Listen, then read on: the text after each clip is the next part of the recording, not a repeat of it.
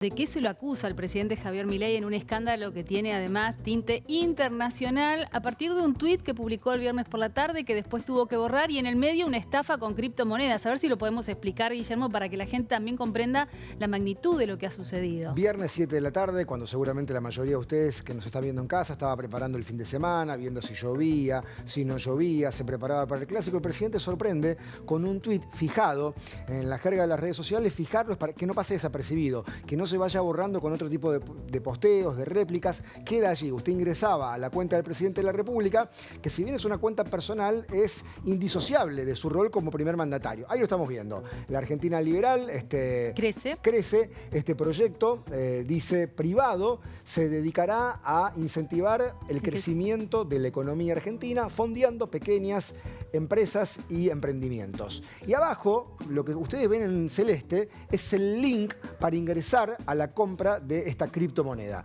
Es decir, no es solamente un halago, una repercusión, una mención en su red social que el presidente se presenta como economista, pero es presidente de la República, al mismo tiempo, ni más ni menos, dejaba el link para que la gente ingrese. Esta criptomoneda Libra, antes de que el presidente posteara esta mención que hizo en redes sociales, tenía valor cero en el mercado.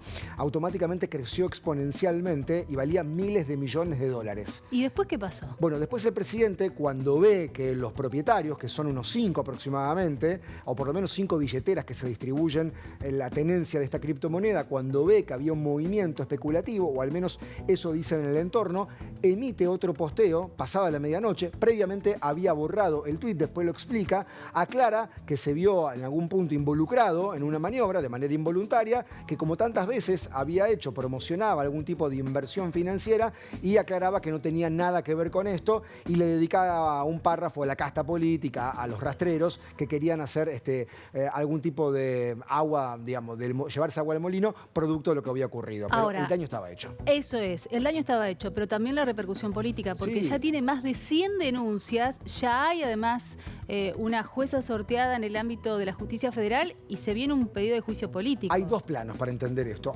Uno es el plano judicial, hoy se sorteó en Comodoro Pi y salió sorteada la jueza María Servini de Cubría para investigar penalmente, junto con un fiscal, las más de 100 denuncias. Hasta ayer a última hora eran 112 denuncias por 10 delitos distintos que van desde la asociación ilícita, que es el más gravoso, es decir, un grupo de personas que se juntan para delinquir y es un delito que tiene una pena en expectativa no excarcelable, pasando por violación de la ley de ética pública, por la estafa, por el abuso de autoridad, incumplimiento de los deberes de funcionario público. Este es el ámbito judicial. Después está el político.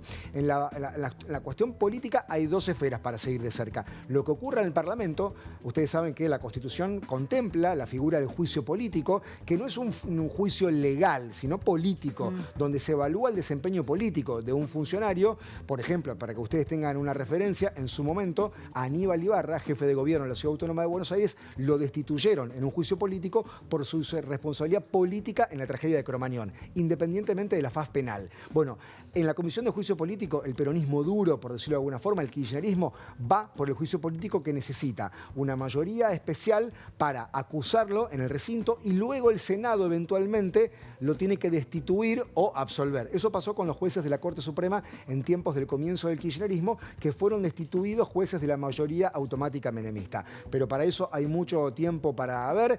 Yo te diría que en lo inmediato, el principal impacto político es que la agenda legislativa de la última parte de febrero, que era intensa, quedó suspendida, quedó congelada. Por ejemplo, el jueves, ¿qué va a pasar con la suspensión de la PASO? ¿Qué va a pasar con ficha limpia? ¿Qué va a pasar con el pliego de Ariel Dijo en la Corte Suprema? Todo queda en stand-by. ¿Por qué? Porque el oficialismo sabe que se expone a un bombardeo político de la oposición que por lo menos lo va a acusar el presidente de estafador. Bueno, ya en eso va a acusar recibo. Y seguramente esta noche vamos a tener más repercusiones porque Javier Milei graba a las 15 una entrevista que se va a conocer en un medio nacional, así que es probable que tengamos también repercusiones mañana. Pero vamos a hablar específicamente de las criptomonedas, cómo se puede dar esta estafa o por qué se la considera una estafa, la maniobra que ocurrió el viernes a partir de lo que fue Libra y la promoción del presidente Javier Milei en sus redes sociales. Está Gabriel Bizán con este tema. Gabriel, ¿cómo te va? Buen mediodía. Buen mediodía, Gisela, y así es. Y cuando hablamos de criptomonedas, hablamos de algo que no está anclado a un lugar geográfico del planeta. Por eso tiene repercusiones nacionales e internacionales. Y queremos saber un poco más, así que nos encontramos con Lucas Ortiz. Él es consultor tecnológico sobre criptomonedas. Lucas, ¿por qué es grave esto que hizo el presidente? ¿Cómo estás, Gabriel? Gracias por la nota. Mira, te comento, es grave por el hecho de la investidura del presidente. Si bien este tipo de estafa es común en este ambiente, así como en el ambiente tradicional financiero, es grave por la investidura del presidente. O sea, esto básicamente lo que ocurrió fue un rug pull, como se conoce en lo que es en este ambiente. Y bueno, básicamente, como te digo, es gravísimo por la investidura del presidente, que está promocionando o promocionó este tipo de proyecto. Gisela, te está escuchando Lucas. ¿Y cómo fue la maniobra? ¿Cómo se puede explicar la maniobra que en tan pocas horas hizo perder tantos millones de dólares a tantas personas?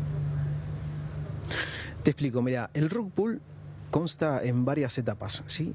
Por ejemplo, tenés un grupo de desarrolladores, ¿sí?, que crean el token, que crean la criptomoneda detrás de esto. Este token que se crea, esta cripto, tiene una emisión, ¿sí? Por ejemplo, no sé, puede ser una emisión de 1 millón de tokens, de Libra en este caso.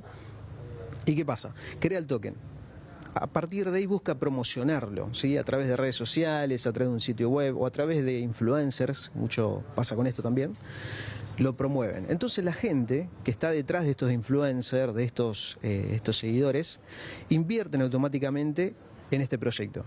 Ahora, cuando el proyecto se encuentra con una liquidez bastante, digamos, crecida, los desarrolladores básicamente lo que hacen es quitar la liquidez del proyecto del mercado. Entonces, por ejemplo, compra una persona, no sé, $1000 en este token, a cambio de esos $1000 tiene este token, en este caso sería Libra. Y luego los desarrolladores hacen lo que es la extracción de la liquidez del token. Cuando ocurre eso, básicamente, el token en el mercado, esta cripto, queda sin valor. Claro, o sea, el precio cae abruptamente, que fue lo que pasó, digamos, en esta ocasión. Lucas, trascendió, te quería preguntar si es verosímil, que hay más de 40.000 damnificados y una estafa en torno a los 90, 100 millones de dólares. ¿Es verosímil? ¿Es probable esa cifra? Mirá, tengo entendido que lo que se recaudó con esta cifra son alrededor de 100 millones de dólares en esta posible estafa. ¿Por qué digo posible? A ver, porque el hilo es delgado en este aspecto, ¿sí? Por ejemplo, yo puedo promocionar una cripto, ¿sí? Puedo promocionar una criptomoneda y esa criptomoneda puede tener valor real, puede tener un proyecto atrás, una empresa que respalde, una idea, ¿sí? Un roadmap, como lo que se conoce, un mapa digamos, de ruta. ¿Y qué pasa? Yo lo puedo promocionar, ¿sí? No es lo mismo que lo haga yo a que lo haga el presidente. ¿Me explico? Eso es la gravedad de esto, ¿sí? Ahora, el tema del proyecto en sí, lo que pasó acá es que básicamente yo te diría el grupo que lo rodea, Milei, las personas que lo rodean, que los asesoran en este tema, se olvidaron estos pequeños detalles de investigar, mejor dicho, de conocer qué hay detrás de Libra. ¿Me explico? ¿Qué hay detrás de un proyecto? Por ejemplo, yo quiero invertir en este token. Bueno, ¿qué hay detrás? ¿Es una empresa? ¿Es un grupo de empresas? ¿Cuál es la idea central del proyecto? ¿Cuál es la utilidad que yo le puedo dar al token? ¿Me explico? Sí, Entonces, sí. cuando yo conozco eso y entiendo sobre eso, ahí sí decido si invertir o no. Ahora, si vos sos un fiel seguidor, que decís, que digamos que haces lo que te dicen sin ni siquiera racionar y pensar, y de la nada decís, che, yo meto 100 lucas acá pero, o sea, existe lo que es la investigación del mercado y precisamente del proyecto para que estas cosas no pasen. ¿Y se puede Fue determinar justamente lo que si pasó, hubo, lamentablemente. se va a poder determinar si efectivamente se trató de una estafa de estas características? Mirá, tengo entendido que esta empresa que está detrás de esto, esta persona de apellido Davison, o Davis, no recuerdo bien, él mismo se pronuncia como asesor del presidente de Milei. Ahora, el tema es el siguiente, en una última nota que vi de él dice que está dispuesto a devolver los 100 millones de dólares a los damnificados en esta cuestión, pero está esperando instrucciones del gobierno, ¿sí? Parece que anteriormente hubo un previo acuerdo con respecto a esto y bueno, está esperando instrucciones del gobierno para ver qué hacer. Pero esperemos que se pueda resolver esta situación, ¿no? Quiero preguntarte, Lucas, ¿constituye un delito? ¿Ves un delito en todo este accionar?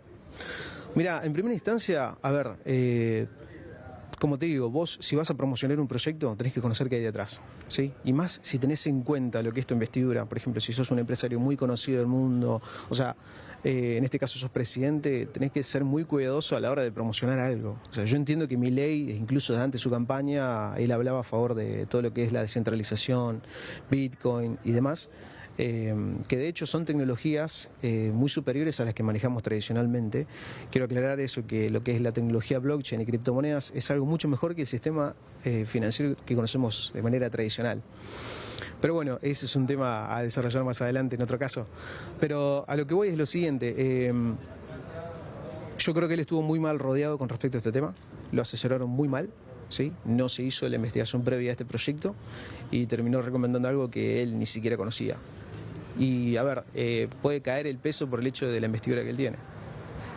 Y finalmente, Lucas, de mi parte te consulto. Vos decías recién, este tipo de inversiones es más confiable que las otras financieras convencionales que conocemos. ¿Es seguro invertir en Bitcoin? Si bien es algo masivo, no está en boca del público masivo, ¿es una buena herramienta de inversión aún con el riesgo que conlleva? Mira, yo te explico. Invertir en Bitcoin es bueno. De hecho, a ver, yo he elaborado para empresas afuera en los cuales el sueldo me lo pagan en Bitcoin y básicamente yo manejo todo mi capital desde ahí. O sea, a medida que voy necesitando pesos argentinos u otra moneda, lo voy convirtiendo en lo que se llama un exchange. ¿Un exchange qué es? Es una, para que te des una idea, es una casa de compra y venta de criptomonedas, ¿sí? Digital. Como por ejemplo Binance, seguramente Binance lo conocen varios, de hecho Binance fue el sponsor oficial del torneo de fútbol argentino, hace 2 años si no me equivoco. Es mucho más confiable, por el hecho de que, pero primero para meterte en este ambiente tenés que conocer, estudiar, informarte, sí, que eso es lo que siempre le aconsejo a mis amigos, a las empresas que incluso asesoramos para invertir en esto, siempre decimos, o sea, conozcan, infórmense, edúquense sobre esto y luego tomen decisiones. ¿Me explico? Yo, por mi parte, Bitcoin es recomendable al 100%. De hecho, como te digo, todo mi capital lo manejo en Bitcoin. Nos y quedamos de ahí con ese mensaje. voy derivando lo que necesito. Claro, nos quedamos con ese mensaje, ¿no? Si uno quiere incursionar en la criptomoneda, si quiere incursionar en este tipo de inversiones, que lo haga con el asesoramiento que le permita hacerlo con tranquilidad y seguridad y, bueno, más allá de esto, del escándalo político y todo lo demás, estar atentos a este tipo de maniobras, ¿no? Porque, por lo que decías al comienzo, es más frecuente de lo que pensamos. No, totalmente. A ver, hay que estar muy informado con respecto a este tema. Le comentaba recién a Gabriel hace unos minutos atrás que solamente el 3% de la población mundial conoce, entiende sobre tecnología blockchain y criptomonedas. O sea, hay un gran abismo, ¿sí?, que nos separa de esta tecnología en cierta forma, que eso se soluciona con educación. ¿Sí? La educación es importantísimo en este aspecto, que es lo que nos va a salvar de cometer errores o ser víctimas de este tipo de fraudes que ocurren normalmente. Es así esto, las personas se meten en algo que no conocen y no entienden y luego resultan damnificadas. Y le sumo una novedad al último gracias. momento. Gracias a vos. Acaba de ser denunciado el presidente de la República en los Estados Unidos. El Departamento de Justicia y el FBI han recibido ya una denuncia por acciones criminales en materia financiera. Bueno, vamos a seguir de cerca el tema. Gracias, Lucas. Muy clarito todo lo que nos contaste y nos permitiste incursionar en este tema. Gabriel, gracias. Seguimos. Gracias. Gracias.